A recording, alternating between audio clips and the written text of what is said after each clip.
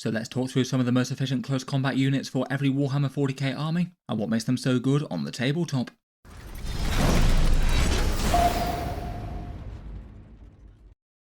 Hello and welcome back to Auspex Tactics, where today we're talking melee units in Warhammer 40k, doing a roundup of one scary thing for each and every faction, and a few things that might challenge them for the top spot.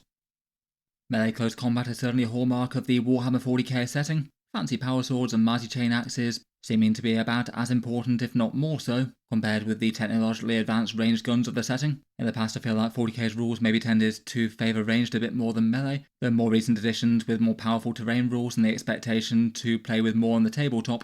Both of them absolutely have room to shine, and if anything, the majority of armies tend to go in with at least a little bit of ranged firepower and a little bit of melee, even if they skew fairly heavily to one or the other. For this one, I thought we'd focus on the close combat troops though, and talk about one strong choice for every single faction that maybe has some claim to be the single best melee unit for the army, talk about the unit and roughly what it does, and why I'd rate it as good right now. I feel like it is a fairly complicated question though. After several layers of balance passes, most armies tend to have units that have trade-offs, so you might get things that might have the best out-and-out melee damage output for the points cost, but then they have some big downsides like struggling to get to melee without some big support, or not really being all that durable in return, or maybe having their best combo locked to one detachment, where if they have one stratagem available or a leader with an enhancement, then they can absolutely shine more than elsewhere. Some units as well might have a melee loadout, but actually maybe gain more value from their utility role, say being able to infiltrate, deep strike or return to reserves, and between all that I feel like the best choice is sometimes obvious, though sometimes just a bit arbitrary, and depending on exactly what you're valuing.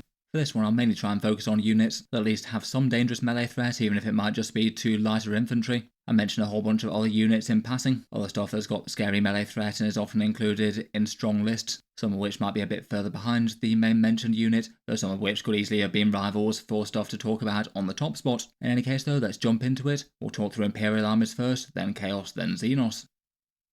First up for the Space Marines, I feel like they've got really quite a lot of melee units that are maybe sort of mid-level and usable enough, but maybe not stand out for the faction. The ones I was most tempted to talk about are the Jump Intercessors, maybe Blade Guard veterans, or perhaps the Captain and Stern Guard combo who can absolutely lay into one target. For this one I decided to go with the Jump Intercessors, which definitely are a mix between a utility role and also handily bullying enemy objective grabbers. They do appear in a whole bunch of competitive Space Marine lists and are fairly easy units to slot in. 90 points per 5 of them, and they're really quite handy for being a skirmish unit jumping around doing secondary objectives and maybe forcing some unit trades. With Deep Strike they can drop to do a secondary objective, and with their 12-inch movement they could move up the flanks going from cover to cover, and when they're committed to the fights that good movement can have them get the jump on their rivals, where they've got good damage enough to maul enemy support units, a whole bunch of chainsaw attacks. If a squad of 5 of them can all get into melee, they'll average around about 2 or 3 mortal wound impact hits. They've got a couple of plasma pistols and a power fist to keep them relevant against medium to heavier infantry as well. They certainly get nastier in any Space Marine detachment that favours melee, perhaps in particular the Blood Angels Liberator Assault Group. +2 strength and +1 attack makes these absolutely next level. I will more rank them here for their smaller nuisance unit style role. I've seen some use of them in big squads of 10. There are 160 points there, so you get more bodies for the cost. Maybe led by Captain or Chaplain if you're doing that, and they could also combo with Kavan Striker the Raven Guard as well, who makes them lone operative and an absolute pain to deal with a big scary unit to get the charge. A unit like that could be threatening a whole bunch of mortal wounds if you can get a fair bunch of them in, and could threaten to tear down some tough threats if you give them Oath of Moment for +1 to wound as well. Overall I feel like they're pretty efficient. Otherwise I feel like I could probably have equally talked about Blade Guard veterans now they're 80 points, one of the best Space Marine units to buff the damage on with their strength 5 and damage 2 attacks. They'll enjoy boosted Oath of Moment and Gladius things. You could have a Judas here to join them for fights first. Vanguard veterans, now they're 95 points, are a pretty reasonable rifle for the Jump Intercessors, trading out some damage against tough stuff for lethal hits, punchy pistols, or storm shields for durability. The Gravis Captain with the Armor Indomitus is often fielded solo and Gladius, and he's just an all-round tank who can threaten to wipe out smaller squads as well. And also I do particularly like the Captain with 5 Stern Guard combo, which I was tempted to rank first just for sheer fun. Basically the idea is with these guys you can have a captain and their unit all go into the Oath of Moment targets, and between that with their reroll hits, reroll wounds and +1 to wound, you can just get some obscene damage both at range and also in melee, with the captain triggering his +3 attacks and devastating wounds, and the Stern Guard Power Fist. The main damage is done by getting that enormous captain profile, rerolling all hits and wounds and +1 to wound, and it actually means they do far more damage in melee than at range. An 180 point unit if you can deliver it and sacrifice Oath of the Moment to be their target. They can obliterate most units in the game in a single round between shooting and assault. You could certainly make them scarier in melee as well with the Captain's free stratagem. If you're in the Assault Doctrine, then the AP stratagem in Gladius could be big, getting AP 3 Power Fists and AP 1 regular attacks from the Stern Guard. Next up though, we've got the Astra Militurum. I feel like maybe a few less rivals here. In a more classically ranged faction, I chose to rank the Attilan Rough Riders first. Really quite punchy guard countercharge, 60 points per unit of 5 or 120 per 10. They are mounted models, so they need to move around terrain, but they can be going 15 inches with move if you think the charge is going to be somewhat long. And when they charge in, they hit home with a whole bunch of Strength 9, AP 4 and Damage D6 attacks with Lance if they're going against tough stuff, so particularly great into anything that doesn't have an invulnerable save. Or if they're fighting against infantry, you can use the Frag Tip Lances for 5d6 attacks with Lance there, plus a bonus 10 attacks with the Steed Hoovers as well for the small unit. If you take a big unit, they could easily be wiping out monsters and things on the countercharge to push back for the midfield. If you don't need move, they could be given weapon skill 2+ with orders. Their defensive stats aren't great just because they can be damaged by just about everything in the game, from small arms all the way up to anti-tank, but it's still not the worst stats in the world for 12 points. 2 wounds at toughness 4 with a 4+ save could be worse. They get a bonus last gun and they can fall back and shoot and charge to keep lancers active if they happen not to be wiped out in return. They can be a bit harder to kill in recon element as well, using the detachment rule and some fun stratagems. Otherwise, for nearest rivals, it'd probably be the Bulgrins, looking a fair bit more efficient at 100 points with a bunch of damage and defense, and being a hardy unit to scrap for the midboard and be fairly expendable for the cost. Though obviously neither of these match the lore potential of a single guardsman with a bayonet, faith in the Emperor, and knowing that the Commissar is watching should he falter.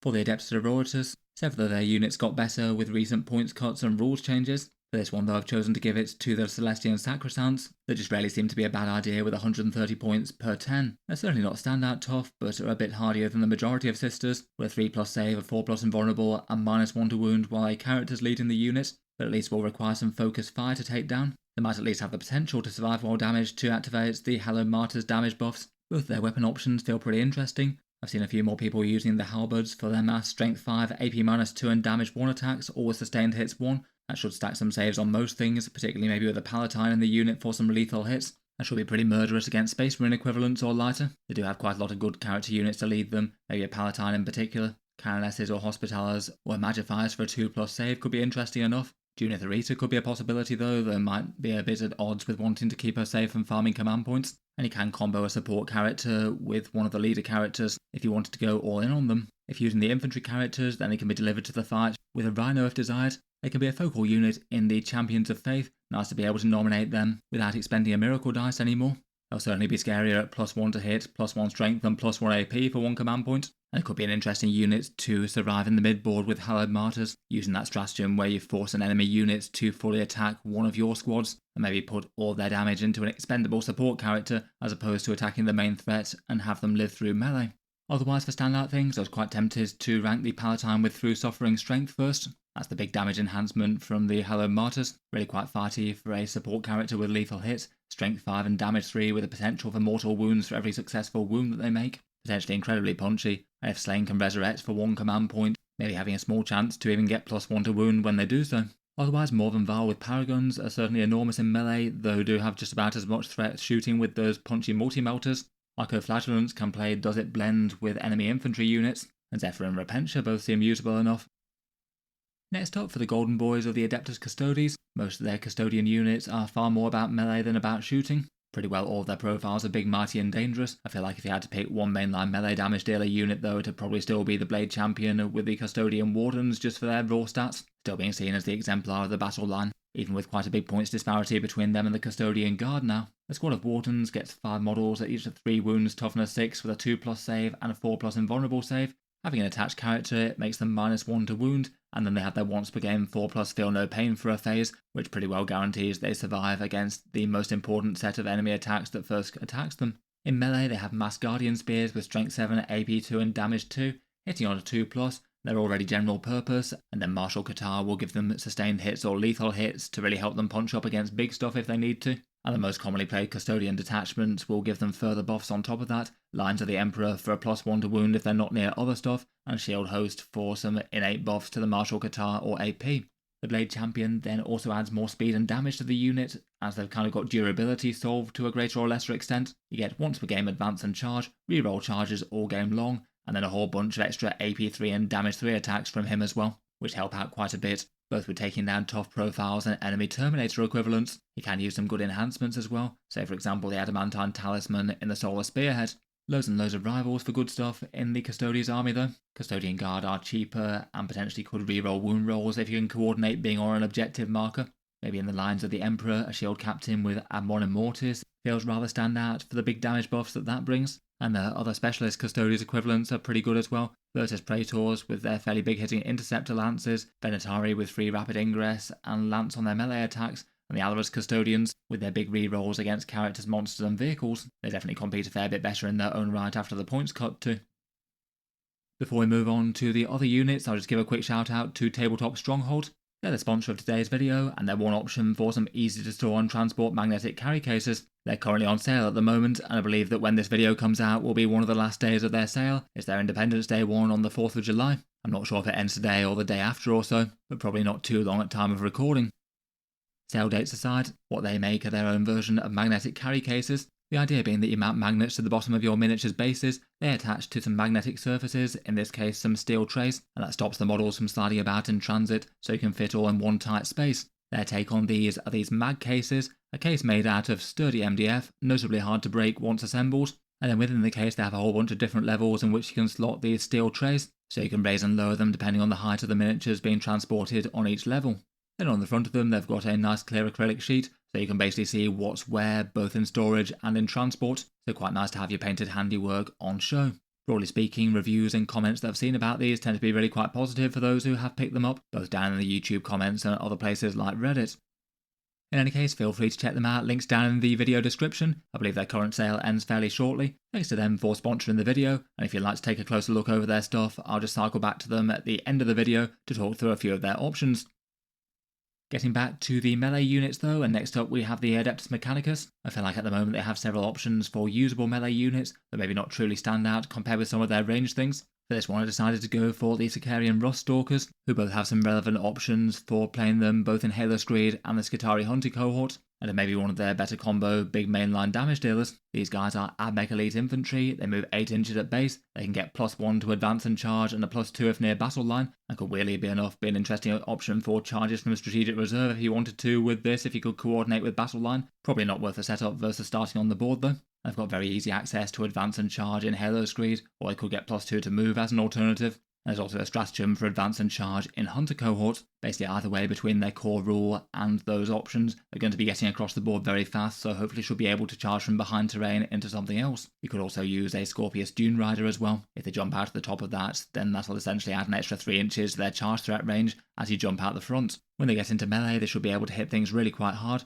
They've got Mass Strength 5, AP -1 and Damage 1 with devastating wounds and precision. Just completely unbuffed, that should leave around about 4 or 5 mortal wounds at the least, never mind any of their volume attacks. They can easily get extra AP and weapon skill from the Conqueror Doctriner and some nearby battle line models, though you will need to coordinate if you want the AP there. And in both Halo Screed and Hunter cohort they've got some access to some easy damage buffs, rerolling 1s to hit and wound for 1 command point in Halo Screed, maybe a +1 to wound in Hunter cohort against isolated units, and between all that they should hit something very very hard. Against most infantry units they're going to do well, and like they have enough weight of attacks to punch up against other stuff, only really high toughness things giving them much of a pause. On the defensive, they're not a complete pushover. 2 wounds at toughness 4 with a 5+ invulnerable save and stealth. They could be a reasonable target for a 5+ feel no pain in Hunter cohort, but still not say that durability is a strong suit once they've charged in. I feel like between their core stats and options and their support options, they're perhaps a good choice for ranking first. Maybe for nearest rivals might be the Sicarian Infiltrators, not quite so much for damage but more for their utility. They're pretty excellent skirmishing infiltrators that should be able to bully their rivals nicely.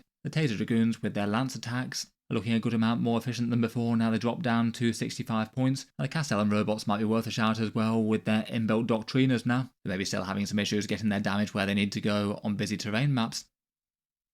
Next up we've got the Grey Knights, and most of their units feel like they're a bit hybrids between shooting and melee, and say for perhaps one of their most clear dedicated melee style squads, Drago with the Brotherhood Terminators is a very efficient option that jumps out.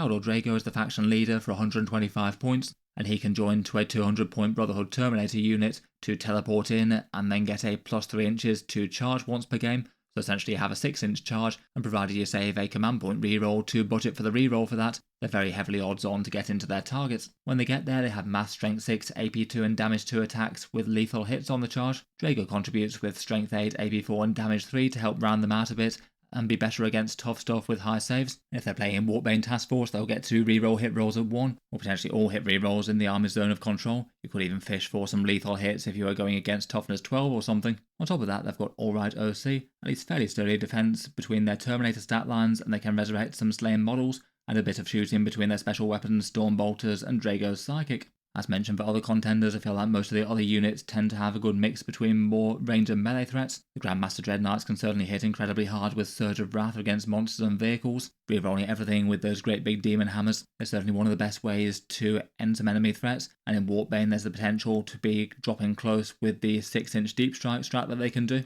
The Purifiers themselves in Warpbane can be an interesting enough melee threat. 1 command points to reroll all hits and wounds, and they'll always be within their own zone of control. You could potentially set them up with another unit for a close deep strike, though again it may be a bit more mixed role given that they can burn down a whole bunch of infantry with their anti-infantry purifying flames before they even charge in. For the struggling Imperial Agents at the moment, if you wanted more efficient melee damage dealers, then it might be the Deathwatch with the heavy Thunderhammers and a Watchmaster to get them in, but they don't have enormous amounts of support in the most commonly played Imperialist fleet detachment. For them I've decided to go for their cheap and efficient Subductor squad. Definitely more for being expendable and very durable for the cost more than their actual melee damage, but certainly a melee unit just specialising more in holding the line and sacrificing for points and objectives, more so than actually taking down any horrors of the 41st millennium besides light infantry.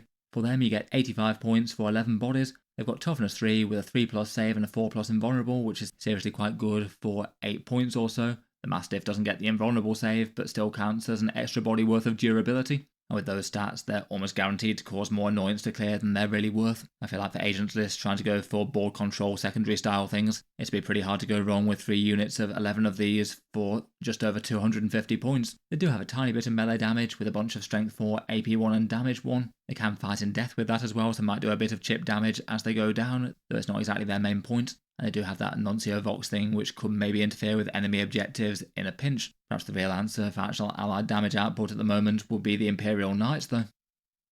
Speaking of which, for the Imperial Knights, I am going to rank Canis Rex as first for the melee damage dealing, just because he is the punchiest knight in the Codex with some awesome stratagem support, even if he does also have a big gun that can shoot really well. He's just really quite undercosted by any measure of value. Given we're focusing on melee though, he has 5 attacks, hitting on a 2+, at strength 20, AP 3 and damage 9. They all hit on a 2+ like the Gallant, but unlike the Gallant he also gets sustained hits on a 5+, so he's odds on to wind up with more hits than he has attacks, particularly with 1 built-in reroll to hit and wound, so to reroll 1 hit of 1. And then given that there's a good chance that you're wounding on a 2+ for the vast majority of targets, you might not have many wound rolls to reroll either. He can also sweep for a bunch of attacks at damage 3. And the free stratagem that he has could be plugged into extra damage if decided. You could reroll 1 other failed wound roll if you wanted, or use it to do a free tank shock, maybe inflicting another 3 or 4 mortal wounds into the process. That free stratagem has got loads of other options though. You could use it against the 2 command point fight in death that knights have, and basically mean that if the opponent countercharges you, then you're going to drag down their unit or most of it alongside you.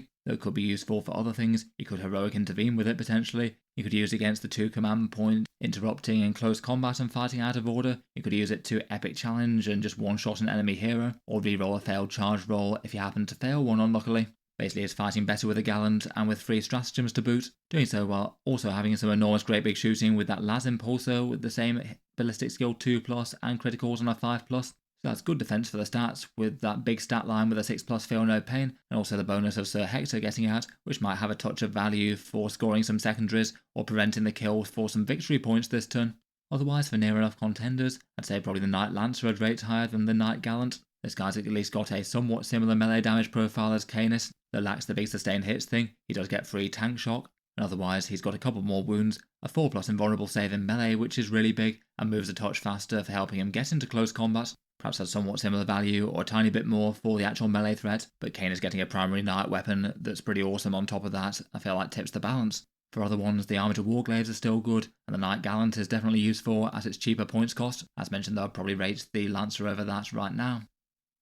For the Blood Angels at the moment, I think it's kind of got to be the Sanguinary Guard, 110 points for 3 of these or 240 per 6, just really efficient all round. Nice and fast with a 12-inch move and easy stratagem access to advance and charge. They've got deep strike, so could rapid ingress pretty viably if they wanted to. They've got big hitting melee damage with 12 attacks at strength 6, AP 3 and damage 2, going up to 15 at strength 8 in Liberator. And Angelic Inheritors can give them some big rerolls for a character-led squad, and then easy access to some damage buffs in both of the Blood Angels' most common detachments, with lance and lethal hits in various combinations. They've also got a bit of shooting, including an Inferno pistol, a banner for some OC even if they happen to be battle shocked, and good character support options with Dante or a captain to lead them, both of which can work solidly here. Particularly for the 110 point squad, their defense isn't a pushover for their cost as well. Only 1 pip of toughness off Terminator stat lines, and they also get a -1 to hit and potentially -1 to wound as well if character led in melee, and that can make them tougher to clear there. They've also got access to Armour of Contempt, and between all that they might need at least a bit of focus fire to clear, more than the opponent might hope for a unit that's quite this fast and quite this dangerous on their base stats. Otherwise, for the Blood Angels, they've got plenty more big melee stuff going on. Just about any of the standard Space Marine melee gets far more dangerous here. Anything with lower strength in particular loves Liberator, say Blade Guard veterans, Space Marine scouts with combat blades, Assault Intercessors, Jump Intercessors, or Vanguard veterans, and then every other Space Marine melee unit on top of that. The standard Captain with Rage-Fueled Warrior with Assault Intercessors is also a staple. In Liberator Assault Group, him jumping out of an Impulsor can absolutely wreck something on a mid-board objective. Mephisto and the Sanguinor are both really quite efficient between their lone operative utility and their melee damage. I still probably rate the Death Company as a bit behind, but not unusable. For the Black Templars, I'd have to give it to Sword Brethren with Helbrecht. They both dropped down 10 points recently, Sword Brethren to 140 per unit of 5, and Helbrecht to 120. The Sword Brethren have a big mix of power weapons, around 4 attacks each, with 2 of them being native damage 2, and then their datasheet rule that they can use to tailor to the opponent, often getting +1 damage if it's anything respectable that they're fighting, or if they're going against hordes then going for +1 attack to clear out a whole bunch of enemy bodies. Then Helbrecht either adds 6 attacks at strength 8 and damage 3 into the mix, or 12 attacks at strength 6 and damage 1. He'll have +1 strength to those profiles and gives that to the rest of the squad, and then the Sword Brethren buff affects him as well, so his sweep attack will be all at damage 2, which is pretty scary, or his strikes at damage 4. He also throws in extra 2 or 3 mortal wounds at the start of the fight phase for good measure. Then Helbrecht also allows the squad to get critical hits on a 5+, and that could interact really nicely with the Righteous Crusaders detachment. Your core vow at the start could give them all either sustained or lethal hits, though you would have to pass up the Feel No Pain for that, or you can use a stratagem for a leader-led unit to flex into either of those, so say sustained hits 1 on a 5+ for 1 command point. If you wanted to go full on absolute murder mode, you could also add a Castellan into the unit, so pushing them up to more like a 330 point squad or so. But if you did that, they'd be auto wounding on a 5+, potentially with sustained hits on top of that, and if you just wanted near Titan killing damage output, you could also throw in Oath of Moment to re-roll the hit rolls and fish for those 5s and 6s. The whole combo could be delivered for fairly cheap as well via a Templar Impulsor with a multi-melter on the top. They've got another option for a command point to flex into some extra AP if it's high saves that are going to be giving them the biggest trouble. I'd say the main weakness of them is that they've just got crazy damage output, but aren't really that particularly hard to kill in return, at least for the points cost. They're definitely paying a premium for their damage profiles, and special weapons will have a very good time against them. Otherwise, for the Black Templars, other characters with the Sword Brethren are fairly standout. You could also use the Emperor's Champion or go for a Judas here, and you can make a big unusually tanky squad of some sort or another, using Tannhauser's Bones as an enhancement. That could give you an incredibly intimidating unit of Space Marine Assault Terminators. That'd be lots of bodies with 4 wounds and a 5+ Feel No Pain. Next up, we've got the Space Wolves. For this one, I'll focus on their new codex, and just for the melee stats for the points, I feel like the Thunderwolf Cavalry stand out from the crowd. They're 100 points per 3 of them, going up to 220 per 6 if you want a bigger unit for more efficient stratagems and things. And despite not having leader options anymore, their core stat lines just got way better, both the main squad getting cheaper and getting buffs. For the smaller unit, effectively for 33 points, you're getting 4 attacks at strength 5, AP 2 and damage 2, with a +1 damage on the charge. That's a lot of damage 3 there. And then the Wolves contributing as well with a further 9 attacks at strength 5, AP 1 and damage 1 to help chow down on some hordes. They've also got solid defense as well. 4 wounds at toughness 6 with a 3+ save and a 4+ invulnerable. That's very good for 33 points. And if you played them in Stormlance Task Force, they could have that -1 to hit and wound stratagem on the go as well still. And a good movement at 12 inches. Though as mounted models, they do need to move around ruined walls as opposed to going through them light infantry, which is one downside. That strength 5 profile will really enjoy anything like lethal hits or a +1 to wound to make it more well-rounded as well. Saga of the Beast Slayer can give that against monsters and vehicles, and that also seems good for them for a few other things. Stratagems for a reactive move of 6 inches, a +1 to wound through melee, and can move through smaller bits of terrain, which could allow them some seriously long charges depending on the exact board that you're playing on. Otherwise, out of the Space Wolf unique units, it'll be interesting to see what people go for once they start to hit tournaments. I feel like the Wolfen with hammers seem interesting for the cost, particularly with the opportunity to get a little bit of OC nearby characters now. And for a combo unit that could make use of enhancements, maybe the Head Takers with a Battle Leader seems like an obvious choice. The Wolf Priest is also interesting for them for a +1 to wound. Next up, we've got the Forces of the Deathwatch. For their unique units, the kill teams generally tend to be pretty mixed role, both a good bit of range damage and a solid amount of melee. And perhaps given that, I'll go for their character choice, maybe a Judas here or Gravis Captain with the Thief of Secrets, a nice efficient damage dealer relic giving you +1 strength, +1 AP and +1 damage, so that takes the Judas here up to a big strength 8, AP -3 and damage 3. All pretty great breakpoints, and it still gets precision and devastating wounds on top of that. The first time the bearer slays anything in the battle, all those go up to +2. Maybe it might be a bit unreliable to make use of that, as your squad might get wiped out in return. But that's definitely not an outlandish buff that you might have active later in the game. Strength 9 or 10 and damage 4 on those profiles are pretty massive, and the Judas here could be leading maybe a small squad of Deathwatch veterans, tooled up with some heavy thunderhammers and maybe some power weapons on top of that. The Gravis Captain being a bit of a staple for the Indomitor kill team, making them better for stratagems, warping them around the board, or maybe using some Judas' special issue ammo. Their melee fighting might be helped out by the mission tactics as well, either as sustained or lethal hits, and they have the possibility that it could flex into those for a command point too. Overall feels like a bit of a win for them, a really big easy damage enhancement that works well on units that they already wanted to take. For the Forces of the Unforgiven, I think it was between Deathwing Knights or Inner Circle Companions. I think I could have fairly happily ranked either of those first. I've gone for the Deathwing Knights though, just due to making up the Indomitable battle line for quite so many Unforgiven army lists. These guys are big, scary and really quite easy to use. They are pricey at 250 points per squad of 5, that gets you an Indomitable stat line, 4 wounds at toughness 5 with a 2+ save and a 4+ invulnerable save, and then their -1 damage rule means that they need a damage 5 attack to go through them if you wanted to kill a Deathwing Knight in one shot, which is kind of rare besides against really big anti-tank weapons, and they could easily be caught on the invulnerable save. Against more sort of low AP things, they've got access to Armour of Contempt. They've got a once per game 4+ feel no pain against mortal wounds, as that's one of the other best ways to destroy them. The Watchers in the Dark helping out there, and then a -1 to wound if you happen to play that Wrath of the Rock detachment against anything that's strength 6 or higher, making them yet tougher. Then for anything that they can catch in melee, they'll generally have enough damage that they're going to take massive chunks out of it or kill it outright. Their maces tend to be the go-to, 4 attacks hitting on a 2+ at strength 6, AP 2 and damage 2, and then the anti-vehicle and monster keywords on a 4+, that makes them really general purpose, plus a great weapon on the Knight Master which hits harder. They tend to be a focal interesting unit for just about every Dark Angels detachment, but they do particularly like things like Gladius and Stormlance that can allow them to advance and charge, and fallback and charge options can also be handy, given that they're quite likely to survive in melee and might want to go after something else potentially. To get them into the fight, they can just happily slog up the boards towards the central objectives, and they're one of the better things to actually catch the damage on versus your other units. You could think about deep striking and rapid ingressing them to get a near guaranteed charge on something at least. Even if they can't set up behind terrain, they can probably tank the damage once again.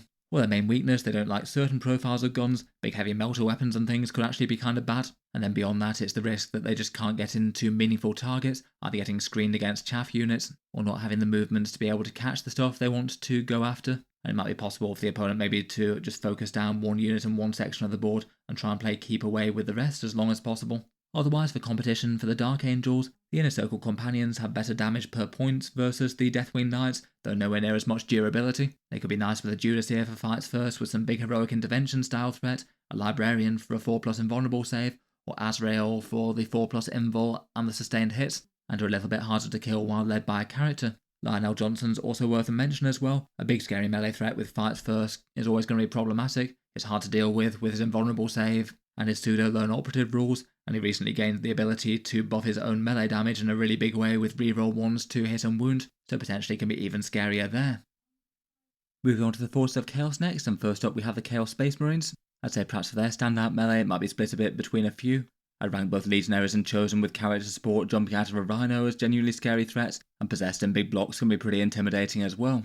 For the first spot though, I've gone for the character combos and Rhinos, both Legionaries and Chosen having some good draw. Legionaries quite often being taken in 5s with a Chaos Lord in support, Chosen maybe being a bit more flexible, often being used in 10s, maybe a Chaos Lord leading them, though they also work well with Fabius Bile buffing their stat lines. I've certainly seen some foot slogging with Abaddon. If not doing that though, both of them can use a Chaos Rhino to springboard them to melee, basically giving them some protection and then a 3-inch boost to their threat range due to jumping out the front of them before moving, with a potential for a damage buff stratagem from Renegade Raiders when they get out. The Legionaries have their mix of melee profiles, are cheaper, and inbuilt wound rerolls, going up to 4 reroll wounds against things on objectives. That's pretty excellent for buffing attached characters, particularly the Chaos Lord on his Rage Mode turn. I've got access to the Advance and Charge stratagem in several detachments, being able to use that in both Renegade Raiders and Creations of Bile, and Pact Bound if they're Slaanesh marked. Chosen on the other hand cost quite a lot more per 5 of them, but they get far scarier cursed weapons at base, plus 1 wound per model, and they get inbuilt Advance and Charge, so you can save command points there, or use the stratagems for something else. The big boosted stat lines make particularly good use out of Fabius Bile and the Creations of Bile enhancements that you roll for. Basically either set of these with character supports jumping out of a Rhino and hitting things on the midboard objectives should leave a really big mark, all of the above being amped up by Dark Pacts for either lethal or sustained hits, depending on their targets. Otherwise, I'd say their nearest contender for dedicated melee things might be the Possessed, particularly in Creations of Bile. Again, big chunky stat lines that move fairly fast and are easy to use, though they do enjoy the AP buff that they might be able to get from Renegade Raiders. And since the buffs he got, I've seen a fair few people using the Lord Discordant as well. Maybe a little bit less of a dedicated melee unit, but does have pretty efficient damage there plus his Baleflamer, and makes efficient use of enhancements. Next up, we've got the Death Guard, and for them it could only really be the Death Shroud Terminators with Lord of Contagion. Perhaps one of the most fearsome melee units in the game at the moment, 140 points per 3 of them, and for that you get some big tough Terminators with 4 wounds and toughness 7. Definitely a stat line that can take any other durability buffs well. Their melee is really general purpose, just at base, weapon skill 2+ with a bunch of strength 8, AP 2 and damage 2 attacks with lethal hits built in, so it's already adequately efficient against tough stuff there. But then Contagion to help them out further. -1 toughness is great against Terminator equivalents or toughness 9, and depending on the opponent you might have -1 saves on the go as well, so effective AP 3 against the armies that care about it. They also have a sweet Mose to help clear hordes as well. Their 6-inch deep strike charge against an afflicted enemy makes it weirdly easy to get them in against their big punchy fighter unit. You just need to make sure that you can move up 1 unit to get afflicted on your chosen prey. Some other detachments could hand it out easier, like Mortarian's Hammer as well. Then usually attached to them and making them scarier is the Lord of Contagion, and he just amplifies their damage in a big way, giving them sustained hits, the Lance keywords to further help them out against the toughest stuff around, plus his own melee profile with a bunch of damage 3 attacks. Great value for 110 points, and can bear further enhancements such as the melee damage buff ones from Virulent Vectorium. Despite having individually very tough models, the squad maybe still isn't standout durable for 250 points. There definitely aren't any pushover, and the Lord of Contagion getting back up on death means that he'll survive to do some more damage most likely. Otherwise they've just got good support from all 3 of the main competitive detachments. They'll get on well with the Champions of Contagion as well. Being a character-led unit means that they can use their benefits. I feel like nothing's really on the same sort of level as them for Death Guard. I guess Plague Marines jumping out of a Rhino can hit pretty hard in close combat, though they shoot pretty well as well. Mortarion himself is no slouch in melee either. Really powerful on the damage and defensive, but maybe not quite the overall standout value of the Death Shroud right now. For those interested, here's just a rough damage output breakdown I did a while back for 3 Death Shroud Terminators and a Lord of Contagion. Basically they'll stack a massive amount of wounds on just about anything. Around 5 slain 3 wound Terminators, 21 wounds to a Gladiator tank, 12 slain Intercessors. The only profile that really struggle against a tiny bit is the toughness 12 2+ save of a Vogel Dawn, where they wouldn't quite outright kill one of those. They'll still take an enormous chunk out of it. Not bad for a unit that's able to just walk onto melee from off the board with very little setup, even if they are a bit on the slow side after that. Next up we've got the Thousand Suns, where I feel like almost nothing really fits the bill for melee in its own right. They do have several units that are either melee orientated, or do melee as a sort of side thing to the main thing that they do, but nothing that really feels like a standout melee unit completely in its own right. For maybe some possible options, Magnus the Red does have some pretty hard-hitting melee, with his strength 16 and damage 3 staff. His shooting, psychic might and improved casting abilities are perhaps more important than that though. The Zangors, I guess, are a completely melee-focused unit, so maybe they could rank first, except it's not really for the melee damage that they're taking, more their utility role between the scout moves to get into the mid-board, and then also being able to return to reserve to go around the board doing secondaries or threatening things. The Mutalith Beast does have some melee, but again is far more focused on its range damage output and mortal wounds aura. And Scarab Occult Terminators do have some okay melee damage, but again tend to be just as much focused on their ranged output, particularly with the good Thousand Suns rituals to debuff one target, but they can hit very very hard there. Then maybe a bit on the mid side outside of Rubrique Phalanx as well. Overall no real strong feelings about which one's ranked first. Overall, it feels like the Mutalith maybe feels like the strongest for overall utility, but then not really for melee. Zangors are in just about every list, but more for utility than melee damage, so maybe I'd be tempted to give it to Magnus, given that it's got melee, that will actually likely do something meaningful, even if it's not his only threat. Next up, we've got the army with, if anything, the opposite problem. The World Eaters have a whole bunch of really efficient melee units vying for the top spot. After these ones, I feel like you could make good arguments for a fair few of these on the list, though I feel like for added value I've given it to Khan the Betrayer. I feel like for 85 points he's just an excellent leader character, and it's the difference between a squad of Berserkers being really quite tame and a force to be reckoned with. For the 85 points, he has enormously big hitting melee damage, far better than most other characters in that points cost throughout 40k. 8 attacks at strength 7, AP 2 and damage 3, going up to 9 attacks at strength 9, damage 3 and Berserker warbands, plus whatever the army gets on its blessings buffs, so you might even have sustained and lethal hits on top of that, a serious amount of carnage there, plus his own inbuilt rerolls for reroll 1s to hit and wound on it, then any potential stratagems you might get from the detachment, you could use extra AP if he needed it. While he's leading a unit, his Khorne Berserkers get 2 reroll 1s to hit and wound. That effectively works out as a 36% damage buff to Berserkers, which already love his punchier profile, as just having a whole bunch of damage 3 attacks in the units mean that they can threaten things like Terminators and vehicles a lot better. It could also make them far more worth using Blood Surge as well, as the base Berserkers only be strength 4 when they're doing that, so having a far more threatening profile in the midst to punish that enemy unit is big. For his other special rules, he's got the occasional chance to offer Berserker, but I think we can forgive him that for just how much carnage he can cause, and then it has a 2+ chance to revive after being slain the first time for 3 wounds left, so again could be big if the opponent wipes out the squad. He can have one last turn of frantic damage dealing, or even do some secondary objective type things if he's in a good position to. I've seen some lists using him just completely solo thanks to this, so I feel like overall I'll be more tempted to take him with 10 Berserkers jumping out of a Rhino. Overall, that combo just feels pretty excellent in Berserker Warband, with the nice stratagems for the big Blood Surge and Advance and Charge, and extra AP when needed. I feel like there's plenty of other things that could rival for most efficient melee stuff for the World Eaters though. 8 bound at 150 points, can scout into the midfield, get to work early, and just have very general purpose damage buffs that can destroy most things. They feel like the best elite melee of the Codex right now. The World Eater's Chaos Spawn are just enormously efficient as well. They can move forward super fast, advance and charge, and hit pretty hard when they get there against sort of medium infantry style targets. They seem to be auto-include in most army lists. Jackals are also pretty auto-include, they're more for their sticky objectives utility than their damage output. The Hellbrute potentially fighting multiple times in a fight phase could get very silly very fast if it can get into melee. And then if playing Khorne Demonkin, which is the other very competitive World Eaters detachment, both Bloodletters and Juggernauts are pretty standout there. Bloodletters to make use of that interesting deployment stratagem, and Juggernauts just for a big chunky amount of threats led by the Lord, and all getting nastier with Blessings of Khorne. The Foot Demon Prince is pretty good as well, certainly no shortage of rival melee things for the World Eaters. For the Emperor's Children, I think I'd have to give it to the Lord Exultant with Infractors combo, just for the sheer amount of carnage they can do. Infractors are a squad with mass strength 4, AP-1 and damage 1 attacks, rerolling wound rolls of 1 or all wound rolls versus things on objectives.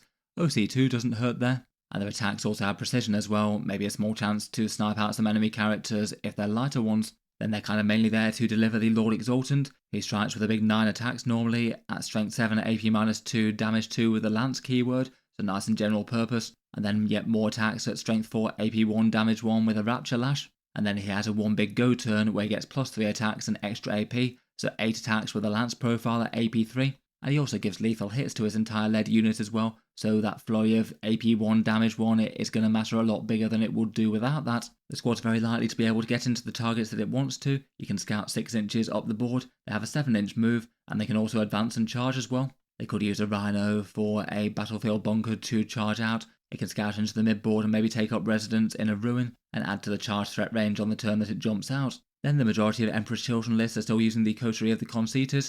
That might be a little bit more situational, depending on how many units they have slain so far, but it's very easy to get 2 reroll 1s to hit and wound. Potentially later in the game, if the squad's still alive, then you can stack the melee buff super high. And they also have a stratagem for rerolling hits as well. That could be more useful in the early game, potentially before you have the regular reroll hit ones active. But against tough stuff, you could maybe fish for lethal hits on the strength 4 profiles perhaps. If playing outside of that, they might enjoy the Peerless Bladesman as well, with the sustained hits being good for them. And for any detachment, the Lord will really enjoy any enhancements that buffs his damage in a big way. There are a few armies that can make him seriously scarier there. For contenders for best melee units, the Flawless Blades still don't really seem to be getting used all that much, though they're definitely less far behind than they were after a round of points nerfs. At the moment, probably still the Wings Demon Prince for the big mortal wound impact hits and moving very quickly. or Lucius the Eternal for his feisty lone operative shenanigans. He is charged at more of a premium now at 150 points though. Here's some rough damage output for a squad of 10 led by a Lord Exultant. They are more typically used in 5s, and this is the damage output if they charge a unit on an objective during the Lord Exultant's big turn. They should have a pretty good chance of disposing of most mid-level threats, and don't really lose a lot of damage output if you lose the other 5 infractors. They're a lot more relevant against the toughness 4 targets and below than the tougher stuff. These ones are without the coterie of the conceited buffs as well or any stratagems, so can certainly get far scarier.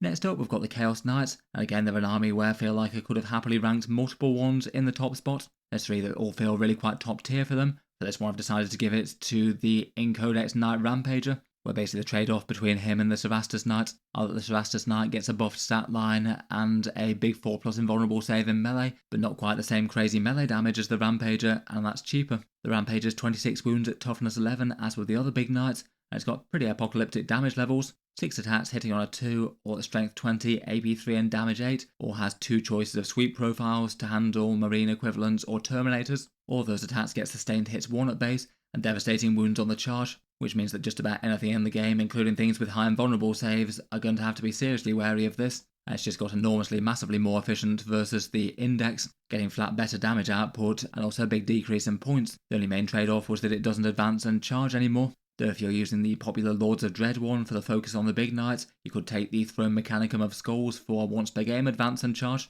And there's other good enhancements on offer, maybe the Blade of Celerity for a fights first if the enemy needs to try and clear it with a counter charge. And the other stratagems of the detachment all seem good for it as well. Spiteful Demise is excellent for a knight that's throwing itself into the heart of the enemy.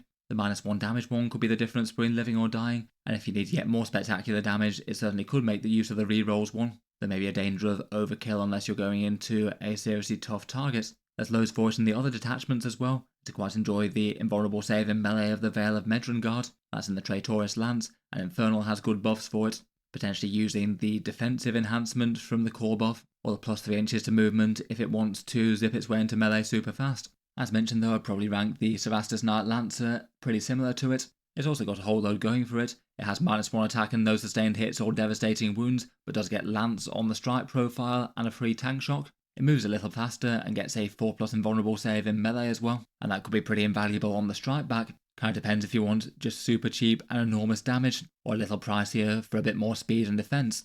Finally, the Wardog Carnivore is definitely worth a shout as well, still 140 points for cheap and brutal damage. It still seems to be the Wardog that's getting the most play in games, moving fast and nice efficient melee damage to have on the front lines, and a bit more expendable versus the big knights. Finally, for the ranks of Chaos, we've got the Daemons. Most of their codex is melee focused, so loads of choice here. As a result, loads of strong units that are melee focused, and Daemons in general are doing rather well right now. And maybe for standout value, I might be tempted to talk about one of the greater demons with an enhancement, depending on the detachment being used. For Demonic Incursion, I might give it to the Great Unclean One with Endless Gift. 295 points basically for just ridiculously enormous toughness stats. Toughness 13 including his own aura with 20 wounds, a 4+ invulnerable and a 4+ feel no pain. That's just more defense than most armies can reasonably kill for that points cost, and if you do wind up focusing it down, it probably means that other stuff's being neglected. You can debuff enemy toughness as well, and then just march into the mid-board, bullying sort of medium-sized units with genuinely not too bad damage profiles now, and getting a few ranged attacks with his flail as well. Demon Incursion could do annoying things like drop him in the backfield as well with 6-inch deep strikes. For the Shadow Legion, I'll go for the slightly horrendous threat that is the Bloodthirster with Fade to Darkness. Basically an enhancement that gives an enormous Bloodthirster the Warp Talon rule, so it can basically run in, destroy something, and then disappear, only to charge something new next turn. Bloodthirsters have pretty excellent melee stats in the first place. 7 attacks at strength 16, AP -4 and d6 +2 damage, or he can sweep for a bunch of damage 2 attacks, and then they can punch the enemy for 4 mortal wounds at the end of the fight phase. I believe sequencing that before the disappearing as you get to choose the order. In Shadow Legion, Khorne things get extra fast movement, he gets to advance and charge with them, so probably shouldn't have the hardest time in the world jumping out to destroy an outlying unit nice and fast. And then the Fade to Darkness enhancement is the rather horrendous one where if it's destroyed something in the fight phase, it can return to strategic reserve. So the idea would be that you move in, charge something that the Bloodthirster can one round, destroy that thing, and then he disappears off the board before the enemy can get a turn in shooting and destroying him. Then in the opponent's turn, after they've moved, you can bring him back onto the board for 1 command point with rapid ingress, put him down somewhere that he's not going to take too much damage, and be all ready to advance and charge into the enemy and tear apart another thing before disappearing once more.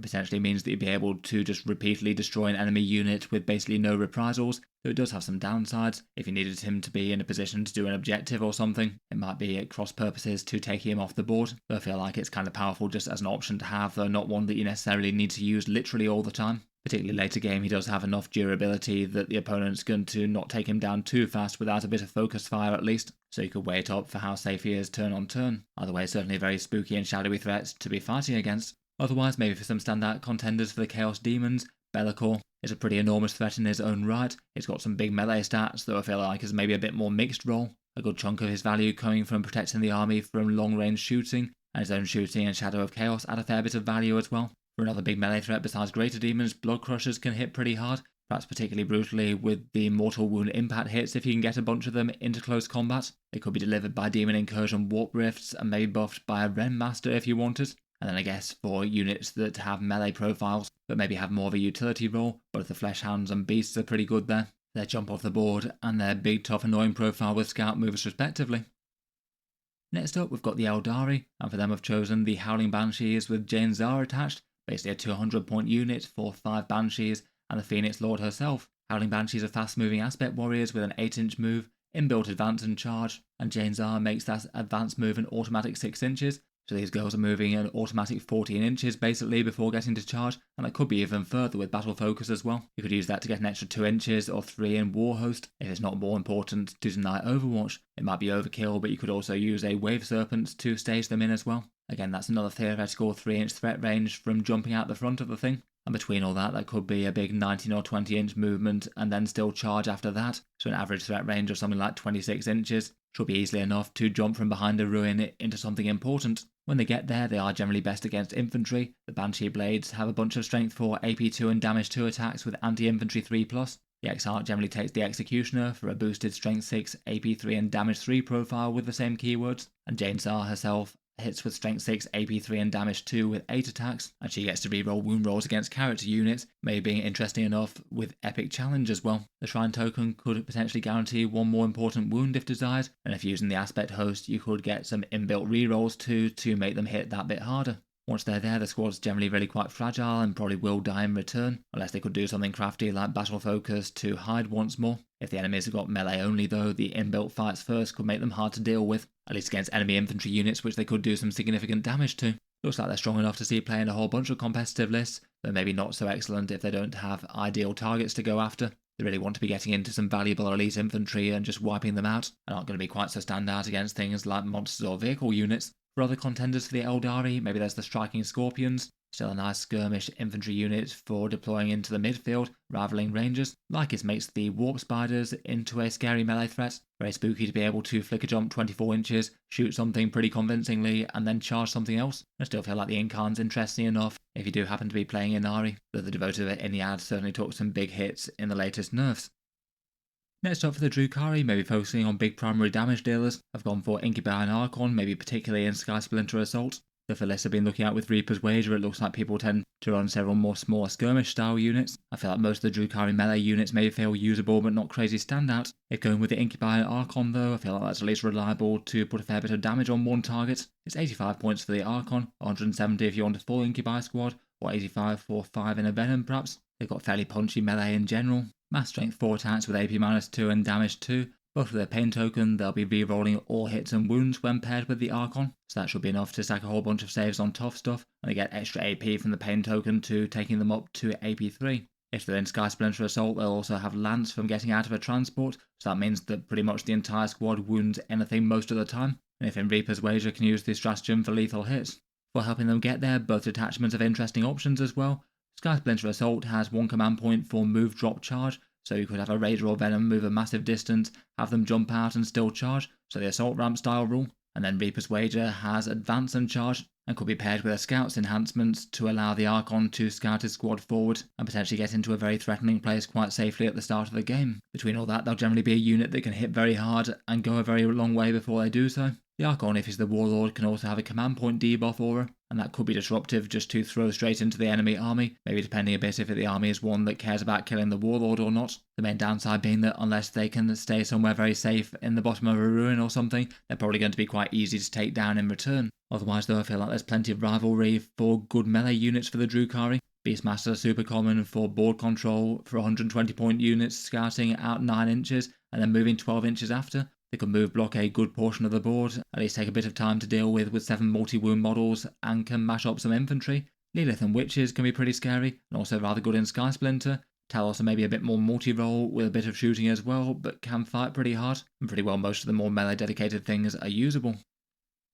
For the Tyranids, perhaps the two I was most tempted to place first was either the Lictor or the Broodlord plus Genestealer combo. I feel like the individual Lictors are perhaps more standout value and do have some genuine melee threat, though their value is definitely a bit more skewed towards utility than outright damage. For 60 point lone operatives, it's just really hard to go too far wrong with these with all their great options. For the actual melee threat, they do have some 6 attacks at strength 7, AP -2, damage 2, hitting on a 2+ with precision. That's enough to rapidly take down some light infantry squads, and they get fights first as well, which means that they'll take down some enemies if they do have to be destroyed by a melee assault. While they're skirmishing around the board, they could certainly bully some larger objective grabbing units or threaten to jump in and snipe characters if the opponent's maybe got a 4 wound or less character that's a support one. They'll be annoying and hard to deal with first. They're lone operatives, so they can't be shot at greater than 12 inches, and that might be helped further by hiding them behind terrain. And for a lone operative, they're certainly not a pushover on the defensive stats. 6 wounds at toughness 6 at least it leads a little bit of focus fire or volume fire. They're not just going to be taken down by a few small bolters.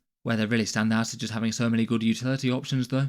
They're a cheap infiltrator unit, so you could deploy them in the midboard to stop enemy scouts and infiltrators going forward and use them for early game secondaries. You might consider upgrading to Death Leaper or maybe Neurolictors for that role, but if you want a maximally cheap and expendable unit, the Lictors can do that. They can play cagier, lurking in the backfield as the opponent can't interact with them, and they can still screen out a big 9-inch bubble worth of deep strike. They've got enough melee threats to counter-attack interlopers that do drop in the backfield too, and they could be ready to jump on secondaries and do grunt work as well while they're doing that role. Finally, they get free rapid ingress, which is a pretty excellent stratagem. If they go in strategic reserve, they will be deploying from the sides of the board, but they could basically guarantee a charge against units on the flanks. If you arrive them from reserves 12 inches away, then you know that they can't be shot, and they'll use their 8-inch movements to get a 4-inch charge, so guaranteed to start out on a good footing. They get more support in Vanguard Onslaught as well. Advance and charge can help them quite a lot, but could be doing things like returning to reserves, stopping shooting out to 6 inches, which could be really disruptive, or doing reactive move things, though you'd have to pick and choose the units that you want to use those on. As mentioned though, probably the other really strong contender at rank high would be the Broodlord and Genestealers, particularly moving fast in Vanguard Onslaught, where they're just a nice general purpose unit that's got enough threats to be able to maul more mainline enemy units, mass strength 5, AP -2 and damage 1 with dev wounds, plus a Broodlord profile. They get on well with all the Vanguard Onslaught stratagems once again, but then beyond that, Tyranids have quite a lot of fun melee stuff. The Auspex has a lot of stats for the points, and it could get close in Subterranean Assault. Warriors with a primer nice enough, again in Vanguard particularly. Hormagaunts are melee units, though maybe more about objective swarming than actually dealing damage. Carnifexes plus Old One Eye are usable. I feel like most of those don't have quite so much standout value as Lictors, or maybe the rival with Death Leaper or Neurolictors. Next up for the Genestealer Cults, I'll go for the actual pure strain Genestealers themselves. Again, maybe a little bit less of a mainline damage dealer threat, and more of a utility unit. They're efficient 75 point infiltrator squads with units of 5. Always handy to have infiltrator things to scrap for the midboard. They can start on primary objectives, threaten to do secondary objectives early, screen out the midboard to enemy infiltrators and scouts, and then they've got enough movement and damage to jump on lighter units too. They move 8 inches with advance and charge, and when they get there, they'll strike with a bunch of strength 4, AP2 and damage 1 attacks against lighter targets, potentially getting detachment-specific buffs such as Biosanctic Brood Surge, making them hit a fair bit harder, or you could put extra AP out on them with mortars from Ridge Runners, depending on what other targets that you have for that buff. Then they could be maybe an extra tempting unit to play aggressive with early in the game, as they're really quite cheap for the resurgence points to get back on the board. It's now just 2 resurgence points to allow a unit of 5 of them to basically respawn once again. And pretty nice to be able to deep strike them for secondary objectives, and again have a unit that can just threaten to jump on enemy lighter units and tear them to shreds. If they're scrapping for the midfield, they're likely to be slain earlier in the game to make good use of it and get value before the game is won or lost. Otherwise, there are focal standout units for the Biosanctic Brood Surge as well. They can make good use of the damage buff special rule and have some good stratagem support. Could be tempting to use a big unit of 10 there, maybe with a Patriarch with the damage enhancement. Otherwise, for a mainline damage dealer threat, perhaps I'd say the biggest contender could be Acolytes with auto pistols and mining weapons, maybe with a Biophagus attached. They're another scary general purpose damage dealer with lethal hits and the anti-keyword damage 3 mining weapons. They've got good options with multiple detachments, could maybe be one to use that drop and then charge easily one from the Host of Ascension. They could get close in Goliath trucks and maybe do Outlander claw things, or even just get into the fight with rapid ingress if desired. 10 squads of Acolytes are also pretty efficient for Resurgence points respawning. Otherwise, Metamorphs with a Biophagus could be interesting, or Aberrants, particularly in a Biosantic Brood Surge, that may be a touch more detachment specific to get standout value there. Next up, we've got the Tau Empire, and they're not exactly an army with a whole ton of choices on the melee front. It sort of has to be the Crutox Rampagers, which I think are really quite usable at the moment, even if maybe not crazy standout outside of their Crute-specific detachments. They are a big chunky unit that's at least somewhat easy to use. They're 28 points for 5 wounds at toughness 6 with a 5+ save, and they particularly get on well with a 5+ invulnerable save in Crute Hunting Pack, and the stratagem that you can hide them from shooting. They can move up to take some countercharge positions up in the midboard, scouting upwards into a midboard ruin, but probably their biggest weakness after that is they have a 7-inch movement with a mounted keyword, so they will be quite slow to move around terrain. It does mean that they might have a depressing turn of being out in the open, taking a bunch of firepower, which isn't going to be good for them before landing an attack home, unless the opponent pushes super hard towards their position. If they do get a charge though, they generally do so pretty effectively. A pretty massive amount of mid-strength AP-1 attacks, a bunch of damage 1 with Lance, and the Fist with damage 2 with sustained hits, and then mortal wounds on the charge on a 4+ per model. That profile's already going to tear apart a lot of sort of light to medium infantry style targets. They can take buffs pretty well. The Lone Spear can have them re-rolling all hit rolls, the Hunting Pack can buff them against injured targets, and their own mortal wound rule might trigger that as well. Plus they have a stratagem for extra AP there, and the auxiliary support cadre has quite a lot of good stratagem support for them. They do have several options for speed and damage. I feel like they could be used in a small way as a countercharge unit to bully enemy objective grabbers, and they do have some okay defense, maybe the downside being that almost everything is at least fairly effective against them. Both small arms and heavy anti-tank firepower are at least fairly effective, even if neither one feels standout at them. They don't tend to see loads of play in the less focused detachments though. Otherwise, not too much on the Tau melee front. Farsight used to be a fair bit scarier pre-Codex in 10th edition. It still does chip in with some melee attacks with a +1 to wounds. Maybe could kill a Terminator or 2 on a good day, but does come at the downside of getting the Crisis Suits into melee who don't really want to be there ideally.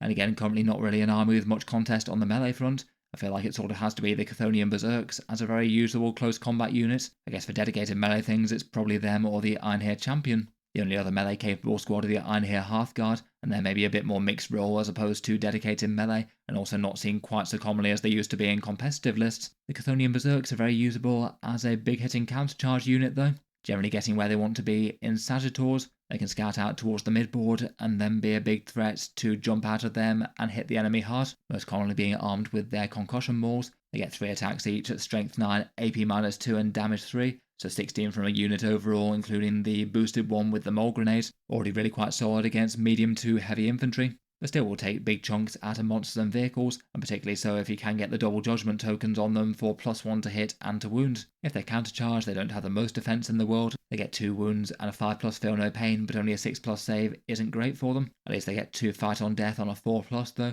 which is going to be meaningful against some targets. The mole grenade does have some added value as well, threatening to slow down some enemy units as they go about doing what they're doing if it's convenient to fire one off. Overall, they seem to be an adequately efficient melee bully unit, nice to get some damage 3 on an infantry squad. For the Necrons, I feel like they've got a few solid contenders. I feel like as a mainly melee unit though, it's just hard not to talk about the sheer efficiency of the enormous durability of the Canoptek Wraiths. Maybe a little bit mixed role with their particle blasters, but more melee focused than range certainly. They've definitely got some other very solid options as well though. The Wraiths were already very commonly being run in competitive lists and then got cheaper, generally taken as a big block of 6 with 6 wounds, toughness 4 and a 4+ invulnerable save. The Technomancer giving them a 5+ feel no pain on top of that, and can either help heal them or heal other Necron units nearby. Between all that, it means that they just tank damage incredibly well. Not too much outside of entire armies focusing their firepower is likely to one-shot the squad, and then after they've absorbed a whole bunch of punishment they can start reanimating, potentially with boosts depending on the detachment. They're not stand out on the damage front, but they've got enough to be able to bully against lighter units and chip away at tougher ones they can remain in close combat with. Mass Strength 6, AP-1 and Damage 2 attacks, and those can get buffs from either Awakened Dynasty, Canoptek Court, or the Starshatter arsenal.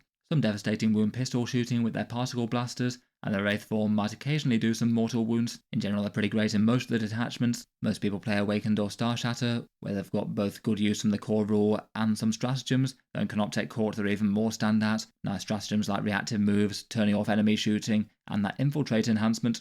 Otherwise, for contenders for best melee unit, I feel like the Katana Shard of the Nightbringer might have been a pretty credible option to talk about. He just has enormous melee stats, both on the damage and defensive side of things. It's generally going to be bad news for anything trying to go toe-to-toe for him. I feel like he easily could have been talked about in the top spot. His main issue is more actually getting that fightiness to where it needs to be. Only 6-inch movements means that he could get screened out, or at least just not be able to get into important stuff for a good few turns of the game, which could limit his potential. Otherwise, the Scorpet Lord plus Scorpet Destroyers is really nasty and efficient in Awakened Dynasty.